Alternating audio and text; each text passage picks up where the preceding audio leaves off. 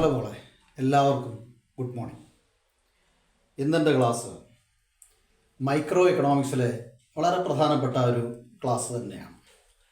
നമ്മൾ diminishing marginal utility പഠിച്ചു, consumers surplus പഠിച്ചു. ഒപ്പം തന്നെ അതിനോട് ചേർന്ന് നിൽക്കുന്ന മറ്റൊരു തിയറിയാണ് ലോ ഓഫ് ഇക്വി മാർജിനൽ യൂട്ടിലിറ്റി.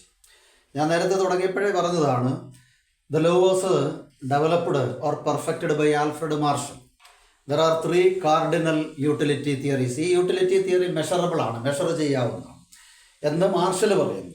ഞാൻ പറയാറുള്ളത് എന്താ, ഇതെല്ലാം സൈക്കോളജിക്കൽ അപ്രോച്ചാണ്. കാരണം നിങ്ങളുടെ എൻ്റെയും മനസ്സും അതുപോലെ തന്നെ നമ്മുടെ പർച്ചേസിങ്ങും നമ്മുടെ ഇൻകത്തിലും ഒക്കെ തന്നെ ഒരുപാട് ഡിഫറൻസ് ഉള്ളതുകൊണ്ട് ഓരോരുത്തരുടെ ടേസ്റ്റ് ഓരോ തരത്തിലാണ്. ഒരു സൈക്കോളജിക്കൽ അപ്രോച്ചാണ്.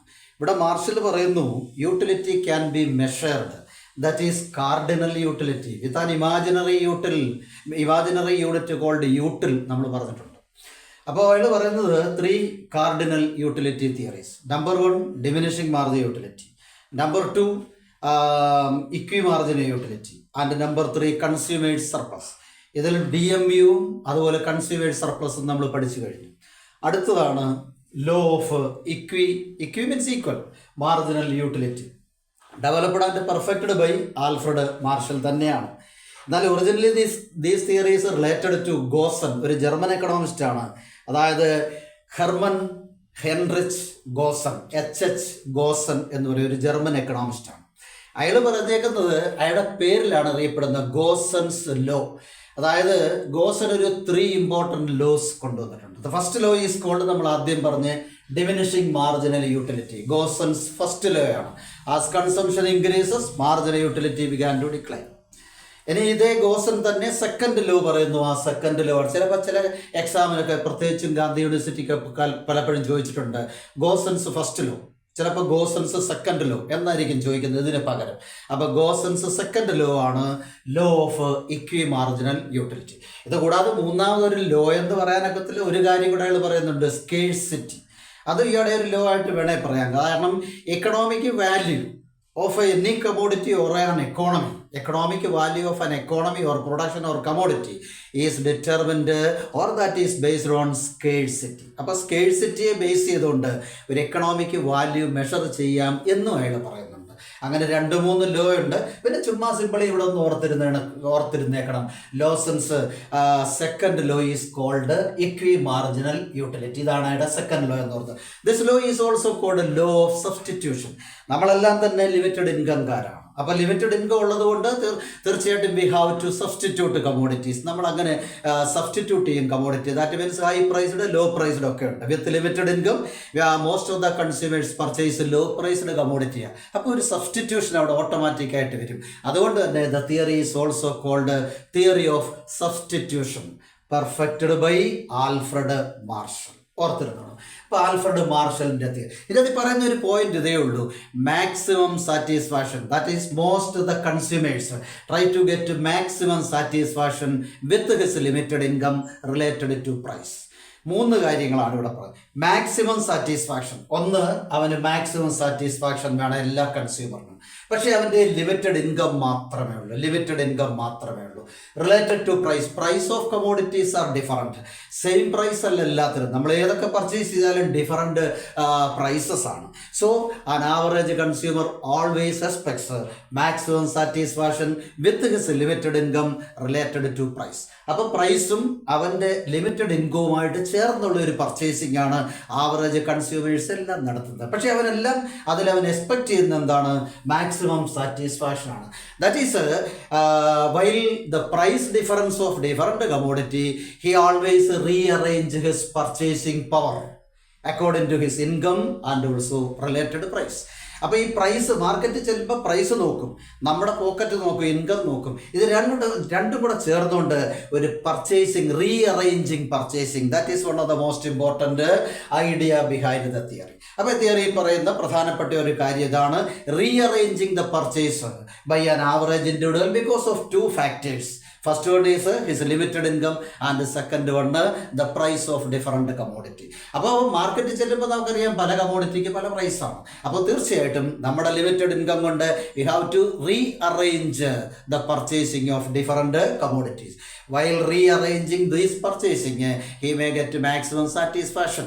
അതായത് അവന് മാക്സിമം സാറ്റിസ്ഫാക്ഷൻ കിട്ടണം, ആ രീതിയിലാണ് അവൻ്റെ റീഅറേഞ്ചിങ് നടത്തുന്നത്. അതുകൊണ്ട് തന്നെ his price is always equal to marginal utility. ഓർത്തിരുന്നോണം, marginal utility that means price of a commodity and the derived marginal utility from that commodity are always equal. അങ്ങനെ ആയിരിക്കണം, സൈക്കോളജിക്കൽ തിയറിയാന്നേ. അപ്പോൾ price is equal to marginal utility. Price of a commodity, നമ്മളിപ്പോൾ ഒരു കമോഡിറ്റിക്ക് price കൊടുക്കുമ്പോൾ, അത് purchase ചെയ്യുമ്പോൾ അതിൽ നിന്ന് നമുക്ക് കിട്ടുന്ന satisfaction that is equal to price. നമുക്കങ്ങ് തോന്നുകയാണ് നമുക്ക് കിട്ടിയ സാറ്റിസ്ഫാക്ഷൻ. നമ്മളിപ്പോൾ ഒരു സിനിമ കാണുന്നു, കണ്ടിറങ്ങി 100 രൂപ ടിക്കറ്റ് കൊടുത്ത് 100 രൂപ കൊടുത്തൊരു ടിക്കറ്റ് വാങ്ങിച്ച് ഒരു സിനിമ കണ്ട് വെളിയിലിറങ്ങി നമ്മൾ കൊള്ളാം, തരക്കേടില്ല എന്ന് പറഞ്ഞാൽ എൻ്റെ അർത്ഥം എന്താ, നമുക്ക് സാറ്റിസ്ഫാക്ഷൻ കിട്ടി.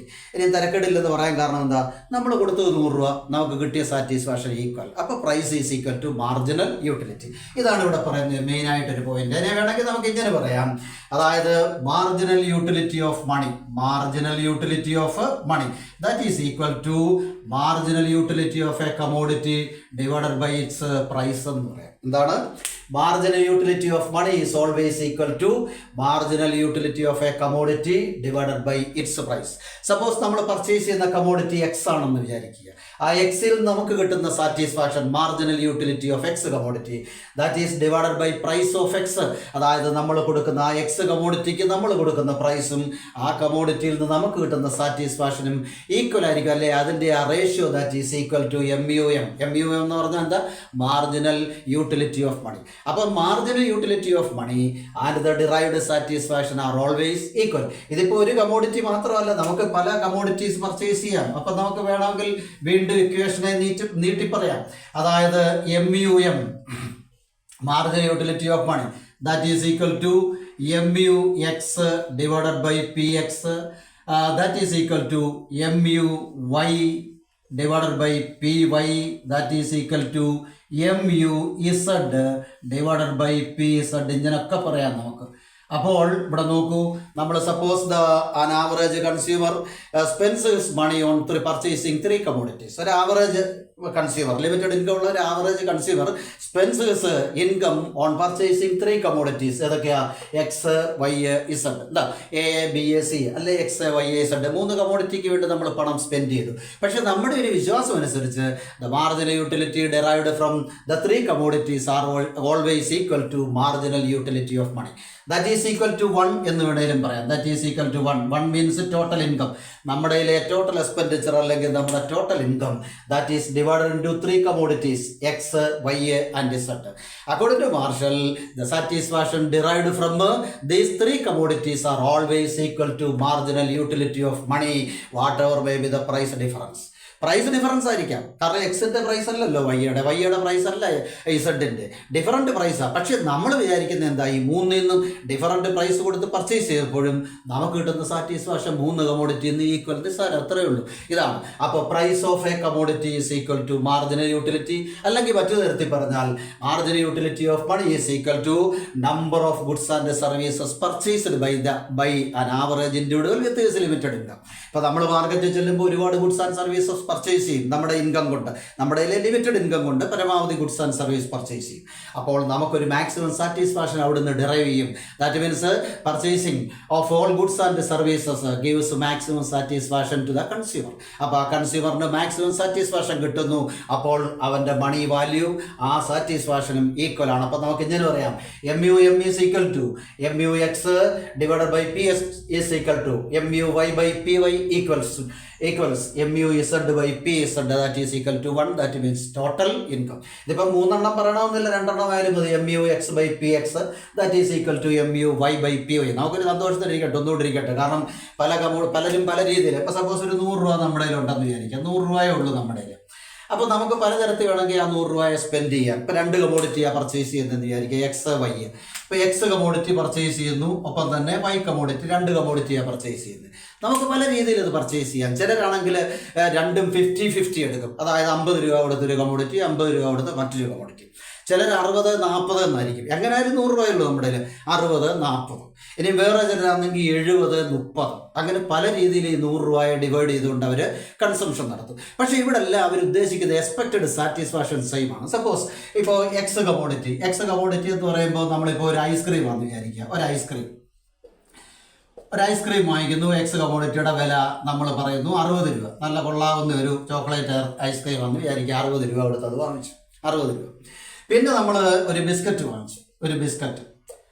അപ്പോൾ ആ ബിസ്ക്കറ്റിൻ്റെ വില എന്ന് പറയുന്നത് 40 രൂപ. കണ്ടോ, ഇവിടെ നോക്കി, ഐസ്ക്രീം വാങ്ങിച്ചു 60 രൂപ കൊടുത്ത് എക്സ് കമോഡിറ്റി, വൈ കമോഡിറ്റി 40 രൂപ കൊടുത്ത് വാങ്ങിച്ചു, ബിസ്ക്കറ്റാണെന്ന് വിചാരിക്കുക. അപ്പോൾ 6, 4, 10, 100 ഇനി ഇവിടെ നമ്മൾ വിചാരിക്കുന്നത് ഈ 60 രൂപയിൽ നിന്ന് നമുക്ക് കിട്ടിയ സാറ്റിസ്ഫാക്ഷൻ 20 റുപ്പീസാണ് മാർജിനൽ യൂട്ടിലിറ്റി.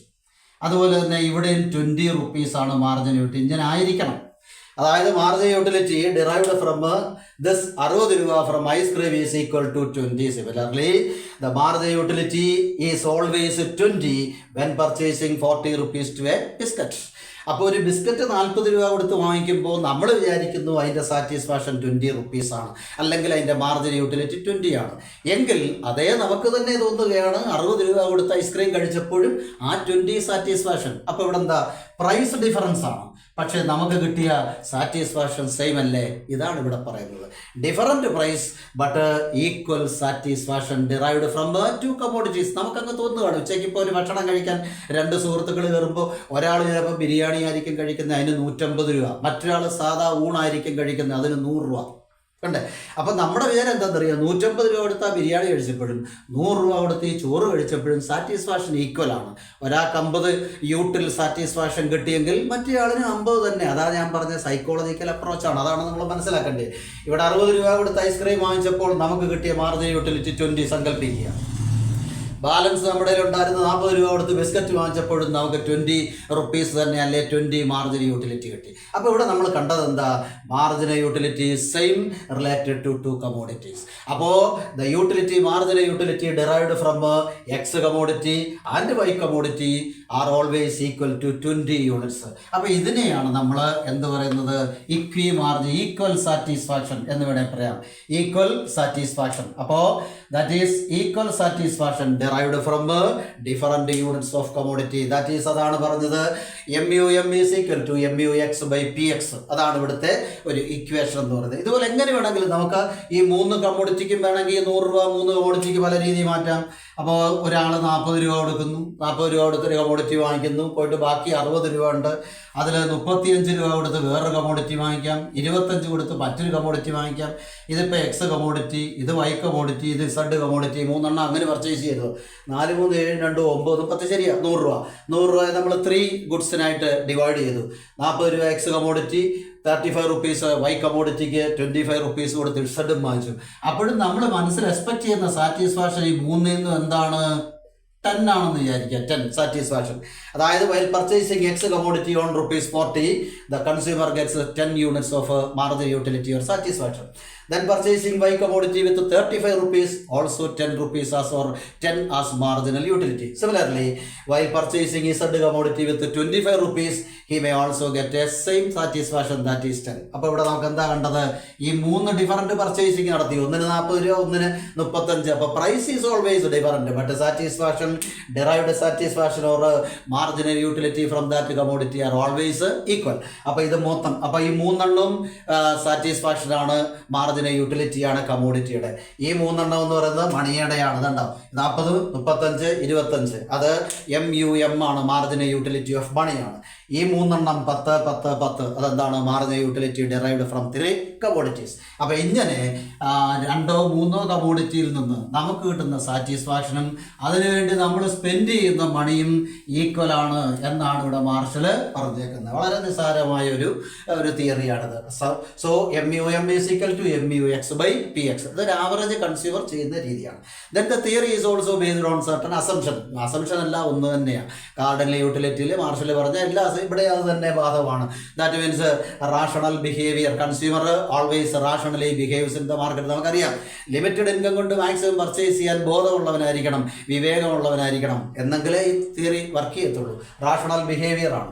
അതുപോലെ തന്നെ ഡിമിനിഷിംഗ് മാർജിനൽ യൂട്ടിലിറ്റി ഓപ്പറേറ്റ്സ്. നമുക്കറിയാം, അതായത് average consumer does not spend all of his money why spending a single commodity.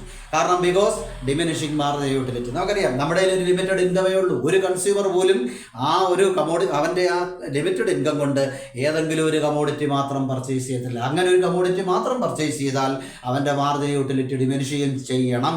അതുകൊണ്ടാണ് rearrange purchase and also called law of substitution എന്ന് പറഞ്ഞത്. അപ്പോൾ തീർച്ചയായിട്ടും ഏതെങ്കിലും ഒരു കമോഡിറ്റി കൂടുതൽ പർച്ചേസ് ചെയ്യാൻ ഡിമിനിഷിംഗ് സാറ്റിസ്ഫാക്ഷൻ ഉണ്ടാകും എന്ന് നമ്മൾ അറിയണം. അപ്പോൾ ഡിമിനിഷിംഗ് മാർജിനൽ യൂട്ടിലിറ്റി ഓപ്പറേറ്റ്സ്. അതുപോലെ maximum satisfaction from our expenditure. നമ്മൾ സ്പെൻഡ് ചെയ്യുമ്പോൾ നമ്മൾ പറഞ്ഞല്ലോ, അതായത് an average consumer spend his money, each and every units of money in order to get satisfaction, or in such a way that to get satisfaction from different commodities are always equal. നമ്മുടെ ഓരോ unit മണിയും നമ്മൾ spend ചെയ്യുമ്പോൾ അതിൽ നിന്നെല്ലാം നമ്മൾ ഏതെല്ലാം കമോഡിറ്റിയാണോ purchase ചെയ്യുന്നത് അതിൽ നിന്നെല്ലാം നമുക്ക് കിട്ടുന്ന സാറ്റിസ്ഫാക്ഷൻ ഈക്വൽ ആയിരിക്കും. ആ ഒരു തരത്തിലെ നമ്മൾ സ്പെൻഡ് ചെയ്യാവും. അപ്പം നമ്മുടെ സ്പെൻഡിങ് അല്ലെങ്കിൽ expenditure that is related to maximum satisfaction ആയിരിക്കണം. പിന്നെ അതുപോലെ തന്നെ ക്ലാസിക്കൽ കാർഡിനൽ തിയറിയിലെല്ലാം പറയുന്ന ഒരു കാര്യമാണ് income of the consumer, taste, fashion, preference etcetera always constant. അതിൻ്റെ അത് ചേഞ്ച് വന്ന തിയറി എല്ലാം പോയി. പിന്നെ അതുപോലെ തന്നെ വേണമെങ്കിൽ പറയാം no time lag between consumption. അത് നമ്മൾ നേരത്തെ പറഞ്ഞിട്ടുണ്ട്. ടൈം ലാഗ് ഉണ്ടാകരുത്, കണ്ടിന്യൂസ് കൺസംഷൻ ആയിരിക്കണം, എങ്കിലേ ഈ തിയറി വർക്ക് ചെയ്യത്തുള്ളൂ. വേണമെങ്കിൽ ഒരു ചെറിയ ഡയഗ്രം കൂടി ഇതിൻ്റെ കൂടെ വരച്ച് കാണിക്കാം. അപ്പോൾ the theory can be explained with the help of diagram. നമുക്ക് വേണമെങ്കിൽ ഒരു ചെറിയ ഡയഗ്രം കൂടെ ഇതിൻ്റെ അകത്ത് പറഞ്ഞു കാണിക്കാം. അതായത് OX ആക്സിസ് കൊടുത്തിരിക്കുന്നു, അവിടെ ക്വാണ്ടിറ്റി ഓഫ് കമോഡിറ്റി. OYയിൽ നമ്മൾ മാർജിനൽ യൂട്ടിലിറ്റി ഓഫ് മണി കൊടുത്തേക്കുന്നു. Marginal utility of money OY ആക്സിസിൽ, OX ആക്സിസിൽ ക്വാണ്ടിറ്റിയും കൊടുത്തിരിക്കുന്നു. ഇപ്പോൾ സപ്പോസ് നമ്മൾ ആദ്യം ഒരു കമോഡിറ്റി പർച്ചേസ് ചെയ്തു, ഇതാ ഇങ്ങനെ ലെഫ്റ്റിൽ നിന്ന് റൈറ്റിലോട്ട് ഡിമിനിഷിംഗ് മാർജിനൽ യൂട്ടിലിറ്റി കർവ് തന്നെയാണ് ഇവിടെയും പറയുന്നത്. ഇവിടെ നമ്മൾ പറയുന്നത് MUX ഡിവൈഡഡ് ബൈ PX ആണിത്. MUX divided PX. ആ സമയത്ത് അവന് കിട്ടിയ സാറ്റിസ്ഫാക്ഷൻ എന്താണ്? Marginal utility of money, MUM. Marginal utility of മണിയാണ് ആ കാണിച്ചേക്കുന്നത്. എന്ന് പറഞ്ഞാൽ അവൻ പർച്ചേസ്, ഇവിടെ M എന്നൂടെ വേണേ കൊടുത്തരും. അപ്പോൾ ഇവിടുന്ന് അവൻ പർച്ചേസ് ചെയ്യുന്ന കമോഡിറ്റിയുടെ എണ്ണം പിന്നെ X എന്നിരിക്കട്ടെ, X0 എന്നിരിക്കട്ടെ, X0 കണ്ടോ. അപ്പോൾ MUX ബൈ PX എന്ന് പറയുന്ന ഫസ്റ്റ് കർവ്, അതായത് ഡിമിനിഷിംഗ് മാർജിനൽ യൂട്ടിലിറ്റി കർവാണ്. ആ കർവ് അതിൽ നിന്ന് കിട്ടിയ സാറ്റിസ്ഫാക്ഷൻ MUM. അതായത് ഇവിടെ നമുക്ക് ഈ പോയിന്റിൽ അവിടെ നമുക്ക് വേണമെങ്കിൽ ഒരു സ്മോൾ ലെറ്റർ A കൊടുത്തേക്കാം, സ്മോൾ ലെറ്റർ A. ആ A റെപ്രസെന്റ് ചെയ്യുന്ന എന്താണ്? With OM marginal utility of money the consumer has to purchase OX0 commodity. അപ്പോൾ ഇതിൻ്റെ അർത്ഥം ഇത്രയേ ഉള്ളൂ. OX0 കമോഡിറ്റി നമ്മുടെ കൺസ്യൂമർ പർച്ചേസ് ചെയ്തു, അതിനവന് ചിലവാക്കിയ രൂപയാണ് OM എന്ന് പറഞ്ഞ് സാറ്റിസ്ഫാക്ഷൻ സേവ് ആണ്. ഇനി സപ്പോസ് രണ്ടാമത് ഇവൻ തന്നെ വീണ്ടും വേറൊരു കമോഡിറ്റി പർച്ചേസ് ചെയ്യുന്നു, ദാണ്ട് കിടക്കുന്നു. അതിനെ നമ്മൾ MUY divided by price of Y, അതായത് MUY ബൈ PY അങ്ങനെ ഒരെണ്ണമായി. അപ്പോഴും അവൻ്റെ സാറ്റിസ്ഫാക്ഷൻ കണ്ടോ സെയിം തന്നെയാണ്. ആ പോയിന്റിനെ നമ്മൾ B എന്ന് വിളിക്കുന്നു. ആ സമയത്ത് അവൻ പർച്ചേസ് ചെയ്യുന്ന കമോഡിറ്റി X1 ആണ്. പക്ഷേ മാർജിനൽ യൂട്ടിലിറ്റി നോക്കിയേ, OM തന്നെയാണ് മാർജിനൽ യൂട്ടിലിറ്റി ഓഫ് മണി. ഇപ്പോൾ instead of purchasing OX0 he has to purchase OX1 unit. കണ്ട, അപ്പോൾ രണ്ടാമത്തെ കമോഡിറ്റി Y കമോഡിറ്റി അവൻ എത്ര വരെ പർച്ചേസ് ചെയ്യാൻ പറ്റി? OX1 വരെ പർച്ചേസ് ചെയ്യാൻ പറ്റി with the same marginal utility of money. ഇനി ഇതുപോലെ വീണ്ടും ചെയ്യാം, ഒന്നുകൂടെ വേണമെങ്കിലും വരയ്ക്കാം, അത് നിങ്ങളുടെ ഇഷ്ടം. 2 3 എത്ര വേണമെങ്കിലും വരയ്ക്കാം. ദാണ്ട് ഞാൻ ഒരെണ്ണം കൂടെ വരയ്ക്കുകയാണ്. അത് MUZ divided by price of Z. അപ്പോൾ MUZ by price of Z. അവിടെ ദാണ്ട് ഇക്വിലിബ്രിയം പോയിന്റ് നമുക്ക് C എന്ന് വിളിക്കാം. ആ സമയത്ത് താഴോട്ട് വരുമ്പോൾ അവിടുത്തെ ക്വാണ്ടിറ്റി X2 ആണ്. കണ്ടോ. അപ്പോൾ MUZ ബൈ PZ ആ ലെവലിൽ നമ്മൾ തേർഡ് കമോഡിറ്റി പർച്ചേസ് ചെയ്യുമ്പോൾ അതിൻ്റെ ക്വാണ്ടിറ്റി നോക്ക് OX2. അപ്പോഴും അവൻ്റെ മാർജിനൽ യൂട്ടിലിറ്റി ഓഫ് മണി എത്രയേ ഉള്ളൂ? OM മാത്രമേ ഉള്ളൂ. കണ്ടോ. അപ്പോൾ with OM marginal utility of money He has to purchase either OX0 or OX1 or OX2. ഇങ്ങനെ ഡിഫറൻറ്റ് പ്രൈസ് ലെവലിലുള്ള കമോഡിറ്റി വാങ്ങിക്കുമ്പോഴും ഈ മൂന്ന് കമോഡിറ്റിയിൽ നിന്നും അവന് കിട്ടുന്ന സാറ്റിസ്ഫാക്ഷൻ എന്തായിരിക്കും? ഈക്വൽ ആയിരിക്കും. That is OM, that is MUM, that is equal to OX0 or OX1 or OX2. അല്ലെങ്കിൽ മറ്റു തരത്തിൽ പറഞ്ഞാൽ MUX divided by PX, that is equal to MUY by PY, that is equal to MUZ by PZ. അപ്പോൾ suppose ഇത്രയേ ഉള്ളൂ ഒരു average consumer spend ചെയ്യുന്ന money income. Different price ലെവലിൽ ഡിഫറൻറ്റ് യൂണിറ്റ്സ് ഓഫ് കമോഡിറ്റി അവൻ പർച്ചേസ് ചെയ്യും, പക്ഷേ അവന് കിട്ടുന്ന സാറ്റിസ്ഫാക്ഷൻ സെയിം ആണ്. Marginal utility of money and the derived consumer satisfaction always equal. That is equi marginal utility. ഇതിനെയാണ് നമ്മൾ equi marginal utility, that is equal satisfaction derived from purchasing of varieties of commodity according to Marshall. Okay, degree ലെവലിലാണ് ഇത് കൂടുതലും ചോദിക്കുന്നത്, എങ്കിലും PG ഉൾപ്പെടെയുള്ളതിനും ഒരു base ആയിട്ട് നമുക്ക് ഉപയോഗിക്കാം. അല്ലെങ്കിലും നമ്മൾ പറഞ്ഞല്ലോ margin utility, diminishing margin utility, equi margin utility, consumer surplus, ഈ മൂന്ന് കാര്യങ്ങൾ നന്നായിട്ട് ഓർക്കുക. സംശയങ്ങളുണ്ട് എന്നെ അറിയിക്കുക.